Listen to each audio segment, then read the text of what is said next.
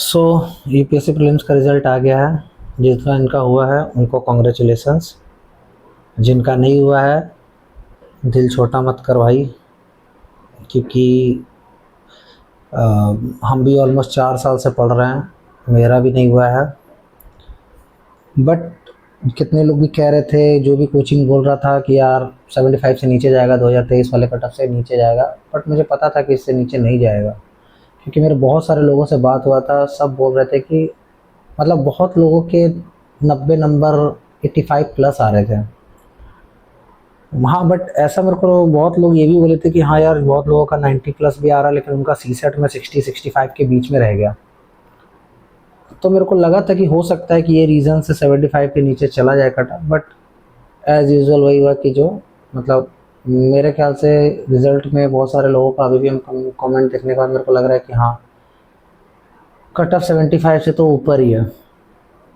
But क्या कर सकते हैं यार, मेरे यहाँ पे अब मुझे तो ये सोच के थोड़ा वो लगता है कि भाई जिनके पास नौकरी नहीं है, जो जॉब नहीं करते हैं, वो जो सोनली डिपेंडेंट है इस पेपर को, मतलब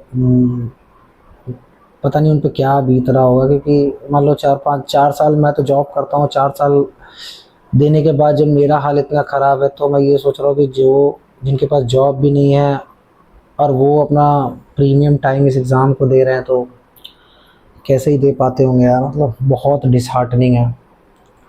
क्योंकि हम मेरे को पता है कि जब मैं अपने कॉलेज में था, मेरा प्लेसमेंट अगर वहाँ पे जैसे ना जिस कंपनी में हम ट्राई कर रहे उसमें नहीं हुआ था, उस समय मेरे पास कोई बैकअप नहीं था। तो जो अंदर से वो फीलिंग है ना, वो हम समझ सकते हैं।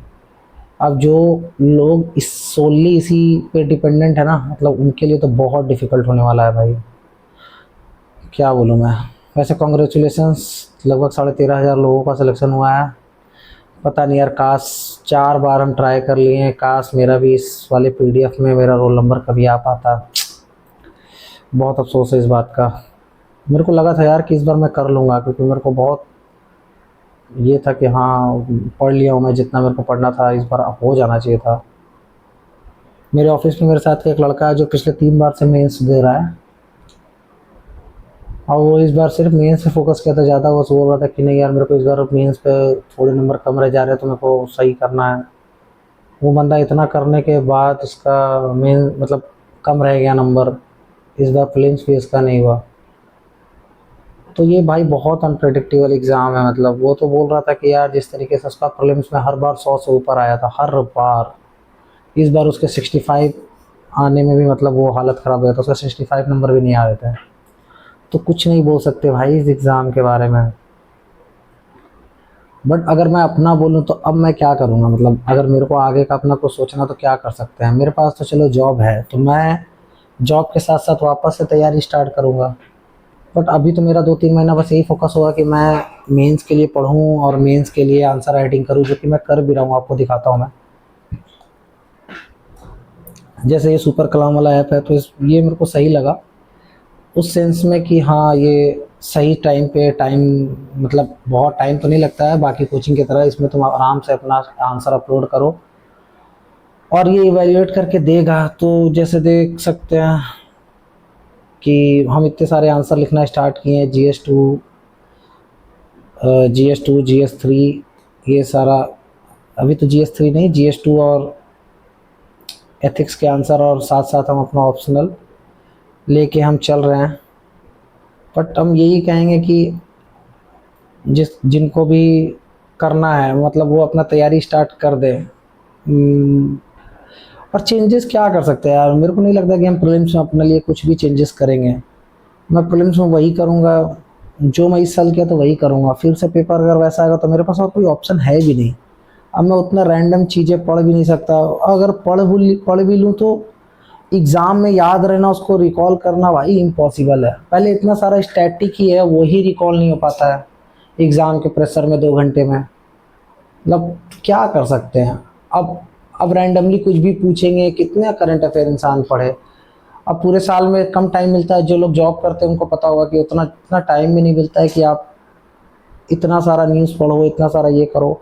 अब जो टाइम मिलेगा मेरे पास, तो मैं मेंस के लिए तैयार करूँगा कि भाई मेरे को मेंस का आंसर लिखना है, मेंस रेडी होना है मेरे को। अब प्रीलिम्स के लिए मैं वापस से वही चीज़ करूँगा जो मैं एनसीईआरटी पढ़ रहा था, जो मेरे हैंड रिटन नोट्स है पॉलिटी के, हिस्ट्री का मैं एनसीईआरटी ही पढ़ के जाऊँगा फिर से। इकोनॉमिक्स में मेरा मुरनाल सर का नोट्स है, मैं वही पढ़ूँगा वापस से, और उनका जो करंट अफेयर का आता है वो देख लूँगा वापस से।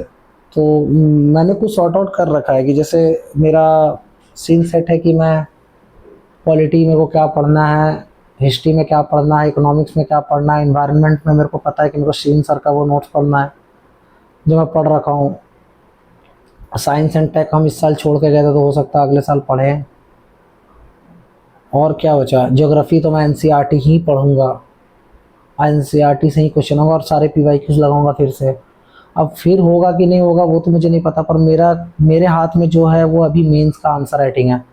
तो जिस तरीके से मैं मेंस का आंसर राइटिंग स्टार्ट किया, मेरे को लगता है कि नहीं यार ठीक है, अगर अभी कर रहे हैं तो कर लेना ही सही है, मतलब मेंस का। क्योंकि पता नहीं ना कि एक बार प्रीलिम्स अगर हो तो मेंस रेडी ना हो तो फिर नहीं होगा तो बहुत ही अफसोस होगा। तो जैसे ये आंसर्स मैं लिख रहा हूँ तो मेरे को तो ये सही लग रहा है ये ऐप। अगर आप लोग भी देख लो, आप लोग कहाँ से आंसर राइटिंग एवेल्यूएट कराते हो, या फिर मुझे कोई सजेशन देना है तो दे सकते हो कि कहाँ से आप लोग कर रहे हो मेंस का तैयारी, या फिर आप लोग का फर्दर क्या प्लान है, कैसे कर रहे हो कैसे नहीं कर रहे हो। जैसे ये है, ये मैं GS4 का आंसर लिख रहा हूँ एथिक्स का, तो अब पता नहीं ये नंबर मेरे जो आ रहे हैं वो सही आ रहे हैं या, अब मैं तो लिख दे रहा हूँ यार, जैसे मैं जो टॉपिक पढ़ रहा हूँ उस पर आंसर्स लिखने की कोशिश कर रहा हूँ, इवेल्युएशंस भी कर रहा हूँ, तो मुझे तो सही लग रहा है।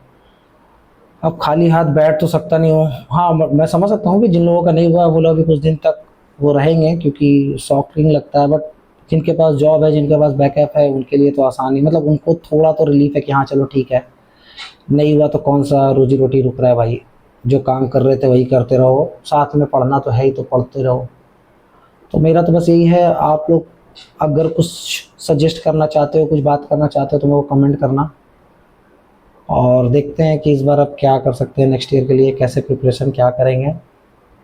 बट हाँ, मेरे ख्याल से मेरे को चारों जीएस के पेपर के सारे माइक्रो थीम्स रेडी करना है। वो ये एक है ना, माइक्रो थीम्स का एक पीडीएफ है मेरे पास, ये सिविल डेली का। तो मैं सोच रहा हूँ कि ये सारे जितने भी इसमें माइक्रो थीम्स है ना, इसको एटलीस्ट सारे को तैयार कर लूँ, ताकि एग्ज़ाम, मतलब प्रीलिम्स अगर होता है नेक्स्ट ईयर, अब पता नहीं यार उतना हिम्मत कहाँ से लाऊं वापस से पढ़ने के लिए, पर खैर पढ़ना तो पड़ेगा। तो फिर मेंस ना रुके यार, तो मैं ये सब प्लानिंग कर रहा हूँ कि ये सारी चीज़ें मैं वापस से करूँ और कंप्लीट करूँ। आप लोग का क्या स्ट्रेटजी रहने वाला है मेरे को कमेंट में बताइएगा ज़रूर, और देखते हैं, ठीक है। और निराश नहीं होने का भाई। हाँ, मतलब पेपर ख़राब हुआ है, रिजल्ट में नाम, मतलब उस पीडीएफ में ना रोल नंबर नहीं आया है, दुख तो होता है, बट मेरे ख्याल से इतना फेलियर हम अपने लाइफ में देख रखे, अपने कॉलेज लाइफ में, अपने एमटेक के लाइफ में, कि मेरे को अब लगता है ठीक है, कुछ दिन तक तो बुरा लगता है, 2-4 दिन, पर फिर बाद में सब कुछ नॉर्मल हो जाता है।